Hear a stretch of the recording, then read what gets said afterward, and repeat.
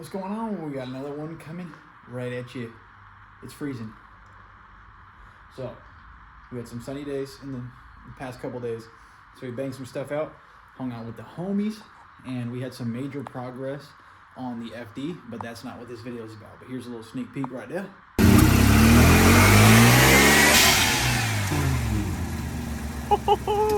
So, in this one, we're actually going to be discussing this one here.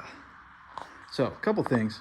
You see we got a hood on, some fenders on, all that kind of stuff. Cool. The fenders are just bolted in place. You know, the bottom isn't secure. Neither is the front. And none of the tube structure is here. But we wanted to put this up to see what we're going to be working with when we go to make that, right? You notice I got weird hood. I have the headlights fused into the hood. So let me know if you like that. My pink car, I'll put a picture of right here. Pink car had this hood, and I think it looked really cool, but this one's a little different. The major problem that we're running into is you can see how much the wheel sticks out. This is a wheel that I always ran on my car, same with the other car, and it has a 25 millimeter spacer, so the back of the wheel doesn't hit the coilover because it's very close. That's how close we are with a 25 millimeter spacer. So the problem is to not run a spacer. That would delete us maybe this much here, but then that much of the wheel is still sticking out. This is because of the angle kit we have.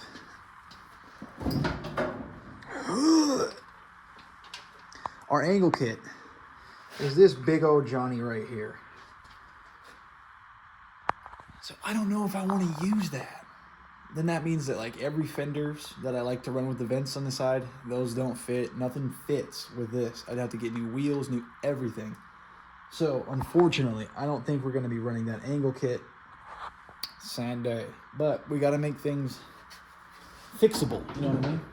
And at the moment, I have no idea what brand that angle kit is, so I would not be able to buy replacement parts, and it's very old, so same thing goes into play there.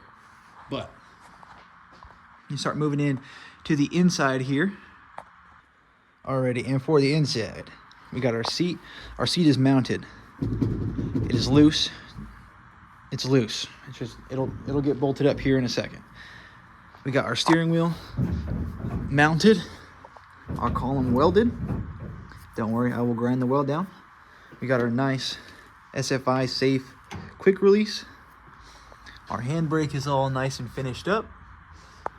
Bolted very strong. So that's good.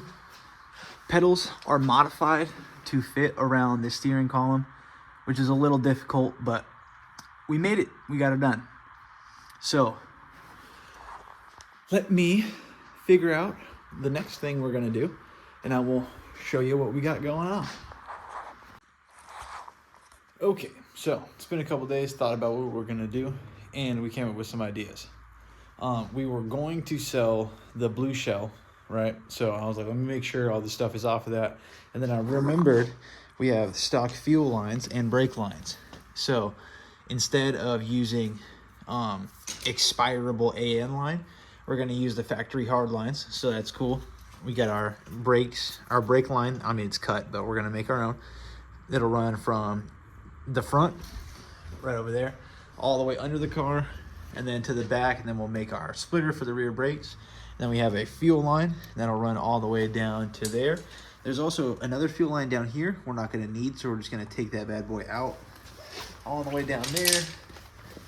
And then this is where the fuel lines end, and those pop up literally right here, right where I need them to be. And then our 6 AN fuel line will slide over that with a hose clamp.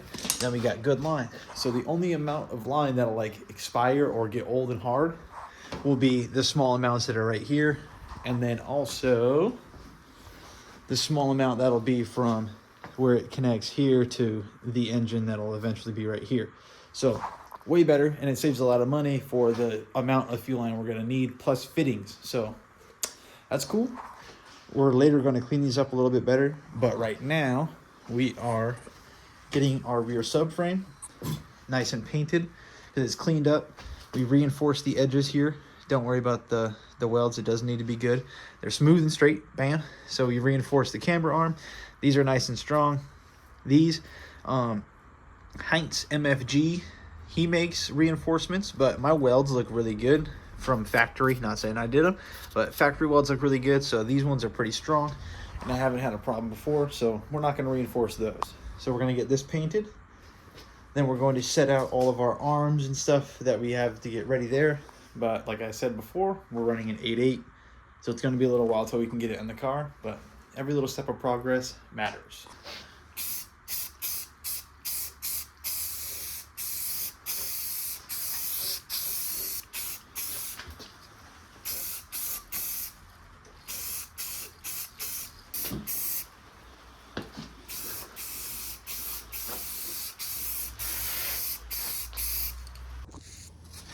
All right, so now we're going to pop the other fuel line that we don't need out. So these clips are pretty difficult. Ew.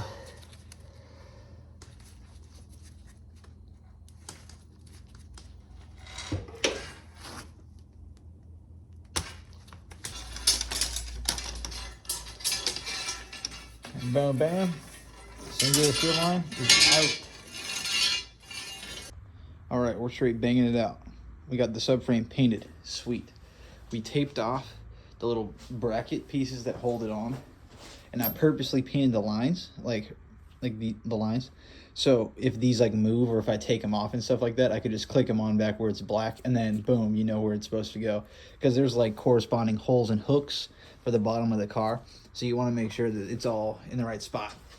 Bam. So the lines are painted, subframe is painted, and then dun, dun, dun, dun, back here is painted to down.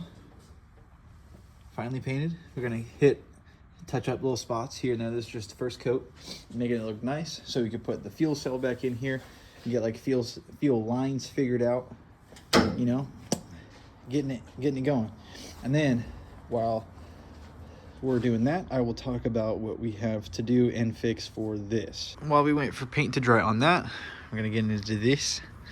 So, as you saw, this car runs, don't know if it drives, and we know the brakes don't work. Okay, that's what we have checked off.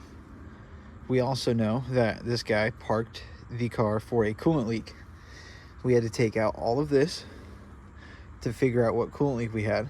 But before we get into all that, we had to make a secondary battery cable, and this had to be extended because the battery that is in this car, the terminals are, instead of being over here, they're over here on the battery, so had to be longer. Used the terminals from this car as well. Got power on there, lights on the dash, everything worked, cranked, started, cool.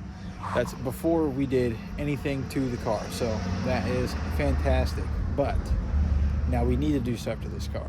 So before we start spending money, we needed to figure out where the coolant leak was, if we have good spark plugs, if, you know, blah, blah, blah, blah. So we had to tear down all of this to get to where our coolant leak was, because we pressure tested it and it was leaking, and it was just dripping from right here. But you see all this coolant mark right here is dripping. So let me show you what we had to remove to get that out of there. So first of all, this sat like this in the car, right? And I can see coolant dripping from right here. And I know the pickup for the radiator's right here and down at the bottom. So it's dripping right here. Already knew something with the end tank was gonna be bad there. So to get this out, had to remove the AC compressor, take this out, discharge it, take this out, boom. Now we have the AC compressor out. To get this out, we had to remove the intercooler, the air box, and the intercooler pipes to remove this to see where our coolant leak was. That's a lot. When I got this car, it had aftermarket air filters and a different intercooler, so it was way easier. Didn't really ever have to work on something this complete. So we tore it all apart, moved the power box out of the way, And we have a coolant crack in the radiator right here, all the way across. So you're wondering, how does that happen? Pine needles and moisture. So, to get this car to hold pressure, gotta get a new radiator. Now, we're going to talk about these spark plugs that are way down there. You can see this blue one, that is the top. There's a black one way down there, that's the bottom. For the rear rotor, the front rotor is behind all of this stuff. Like I said, my car was changed. So this was moved, and the battery was already moved to the back. So to get to the rear spark plugs, you could physically see both of them on each rotor. This one is not the case. So to get the spark plugs out, we got to reach way down in there, and we still have not attempted to take the front ones out. So that is another thing. We pulled the rear spark plugs out on the back rotor, and they were trashed. So got to get new ones of those. And unfortunately, RX7 spark plugs are like $20 each, and you need 4, so that's about $80 in spark plugs. Down bad. So we got to fix the coolant leak, new spark plugs.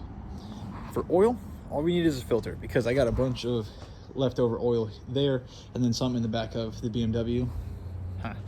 But we're just going to use that oil because we're just going to run it through, clean everything up, and then change it quickly after that, just to clean everything out. That'll be that.